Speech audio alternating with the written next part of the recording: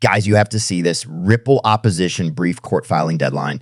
Today, April 22, Ripple is required to submit its opposing brief pertaining to the remedy. Until Wednesday, April 24, investors will only have access to the redacted version of the filing, which was filed on April 22.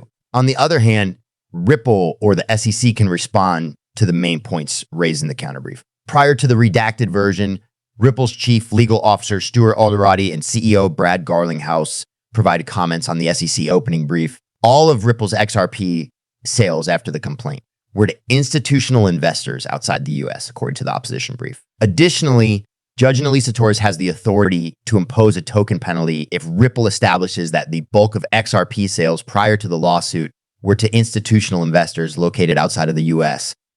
In March, the SEC lodged its opening brief about remedies, arguing in favor of a $2 billion disgorgement. Further, the SEC asked the court to stop Ripple from selling XRP to big investors. There was no mention of US-based or foreign-based institutional investors in the SEC's opening brief. In Morrison versus NAB, the US Supreme Court declared that the SEC can only regulate transactions within the US. By submitting a reply brief, the SEC can address the arguments put forth by the opposing party. The SEC is required to submit a reply brief no later than May 6 as per the revised court briefing timetable. Penalties for violations of Section 5 of the 1933 Securities Act will be determined by Judge Annalisa Torres following the filings. A punitive disgorgement cannot be debated in a trial.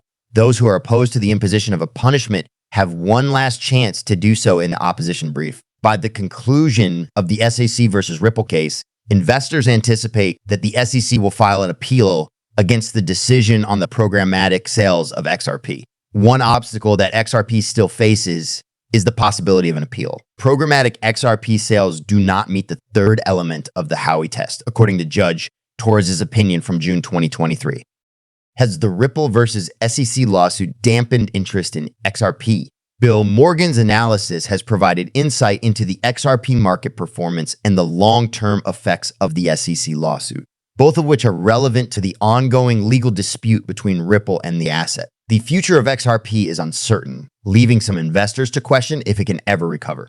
Can we expect prices to rise soon, or will regulations keep them in check? Delve deeper into it to get all the details. As a result of legal turmoil, the protraction Bill Morgan, who is concerned about the long-term repercussions of the SEC litigation, has raised to Ripple's expected quiet on XR during the court battles to the attention of the company. On the other hand, his comments demonstrate that the stakes are higher for XRP investors and blockchain technology proponents. You can sue the foundation that is pushing for it, if you so choose.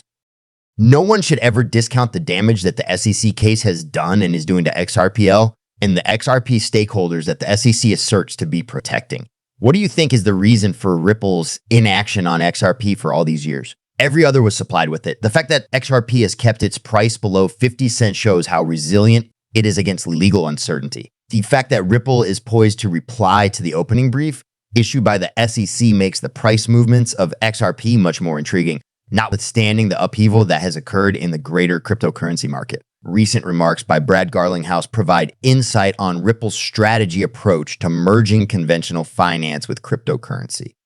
While focusing on Ripple's worldwide client base and regulatory hurdles in the US, he reveals the company's attempts to adapt to shifting regulations, track the XRP price trend, and gain a deeper understanding of the market through technical analysis. Fans of XRP have reason to be hopeful despite the fact that it is facing resistance levels. Signs of oversold conditions and increasing buying activity suggest the likelihood of reversals.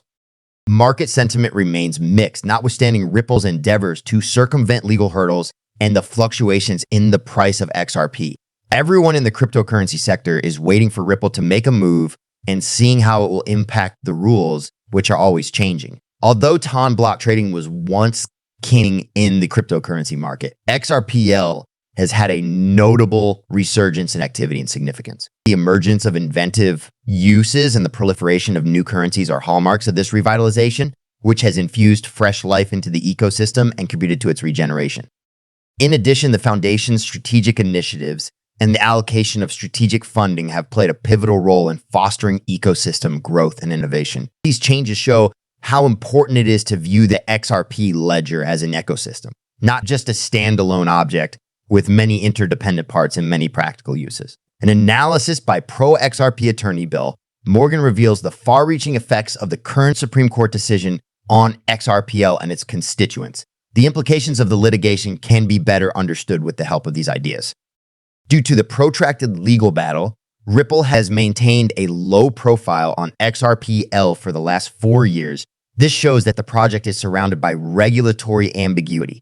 So rival blockchain systems have taken advantage of the market's lack of clarity to gain an edge. The market's dynamics and the trajectory of RP's price are affected by the persistent pressure on the mood of investors caused by the ongoing anticipation of the case's conclusion. Peter Schiff vigorously protects the sanctuary. Despite the intense debate surrounding Ripple's lawsuit against the SIC, traders have been paying closely to the XRP market and its recent occurrences, including Bitcoin's illusion and gold's positioning in front of it. Notably, the spotlight has shifted from legal processes to whale transactions, distracting everyone from the former. Furthermore, the decline in XRP for his open interest, 3.70% lower than last year, hitting $505.45 million, reflects the present market concerns and cautious investor mentality.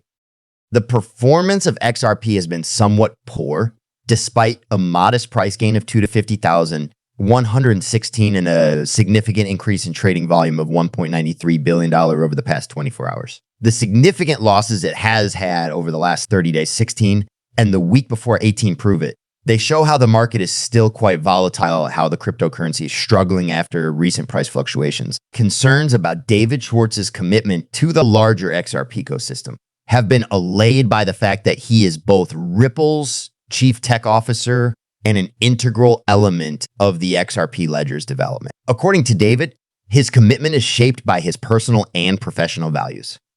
No matter what, Ripple's chief technologist is not going to compromise his principles. David claimed his undying devotion to Ripple Labs, his employer, in a tweet in which he described his recruitment to the position of chief technology officer at Ripple. Because of Schwartz's dedication to Ripple Labs, one of the co-founders, Chris Larson, invited him to join the firm. Ever since then, he has promised to be an ardent fan of the brand for as long as he finds value in it. Many are worried about potential conflicts of interest due to Schwartz's large holdings in Ripple stock. Schwartz addressed these concerns by stressing that his loyalty is unrelated to his financial situation. He stressed his readiness to separate himself from Ripple in the event that his beliefs are compromised, and he reiterated his dedication to honesty and openness. Despite being a proud owner of 2 shares in the company, Schwartz feels he made a huge mistake by opting to buy stock instead of XR tokens. The reason behind this is that he has not become a billionaire just yet,